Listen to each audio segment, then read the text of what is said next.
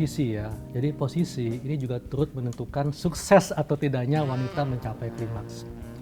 Nah, posisi woman on top.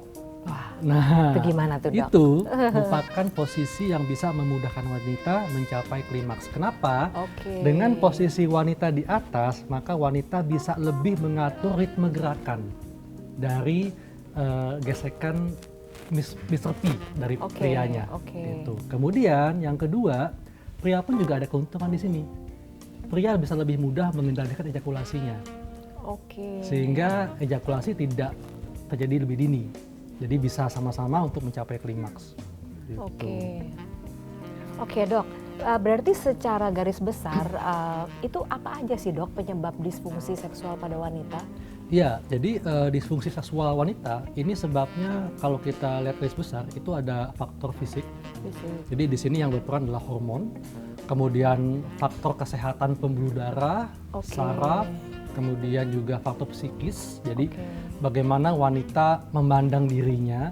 Kadang nih wanita ya dengan bertambahnya usia udah mulai nggak menarik lagi, dia merasa rendah diri kan, jadinya dia nggak bergairah juga untuk melakukan hubungan seksual. Kemudian juga Minder ya, Dok? Ya, minder. Kemudian juga rangsangan yang diterima. Jadi makanya foreplay ini tetap penting. Karena untuk membangkitkan, meningkatkan gairah wanita dan juga pria. Gitu. Dan yang terakhir adalah bagaimana pandangan wanita terhadap seksualitas. Kalau wanita ini memandang seksualitas sebagai sesuatu yang tabu, yang porno, yang kotor, ini bisa menyebabkan dia tidak bisa menikmati seksualitas. Jadi dia nggak bisa mengalami disfungsi seksual. Gairah turun ya, Dok? Betul. Nah, Dok, terkait dengan hormon, pembuluh darah, dan saraf, itu contohnya apa aja, Dok? Ya, jadi hormon ini memang memegang peran penting dalam meningkatkan gairah wanita. Jadi hormon androgen yaitu testosteron.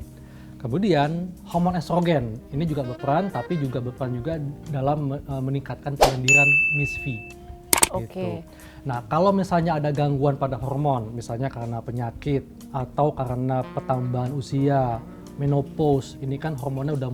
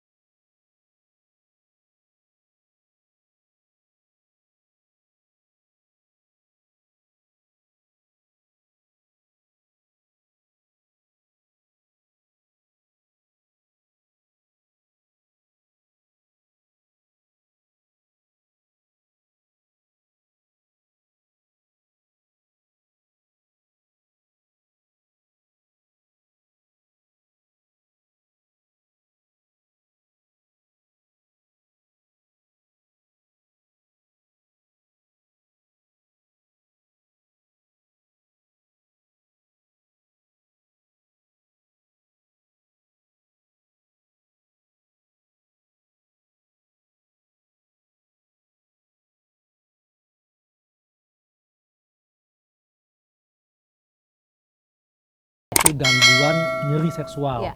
Nah, ini ada 3. Jadi yang pertama itu disparenia.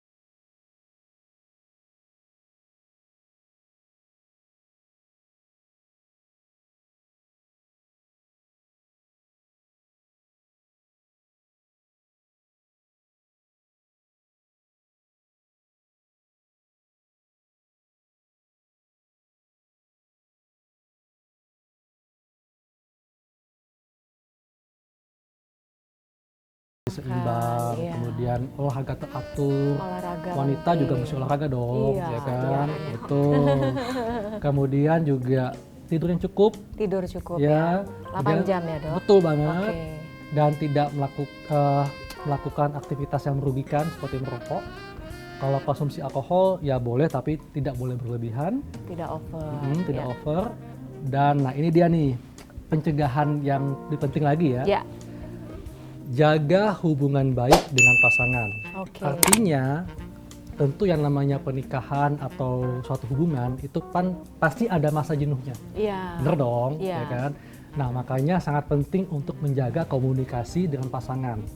Jadi, kalau misalnya kita sibuk, cobalah diatur waktu berdua dengan pasangan tanpa ada gangguan, baik itu dari anak-anak atau siapapun juga.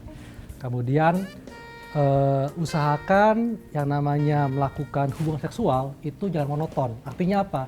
Variasi, Ya. baik itu berupa variasi suasana melakukan hubungan seksual atau variasi posisi. Jadi romantisme tetap Betul, dijaga ya, Dok ya. iya.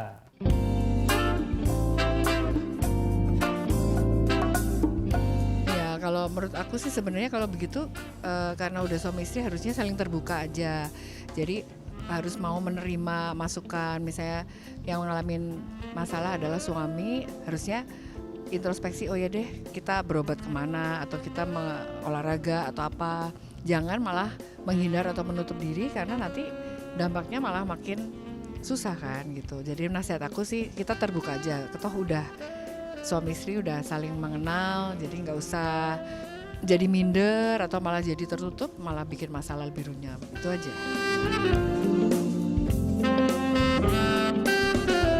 Jangan kau hanya membagi rasa susah dan sakit saja, namun berbagilah kebahagiaan selalu dengan pasanganmu dan percayalah, keberadaan cinta membuat hidupmu menjadi lebih berarti.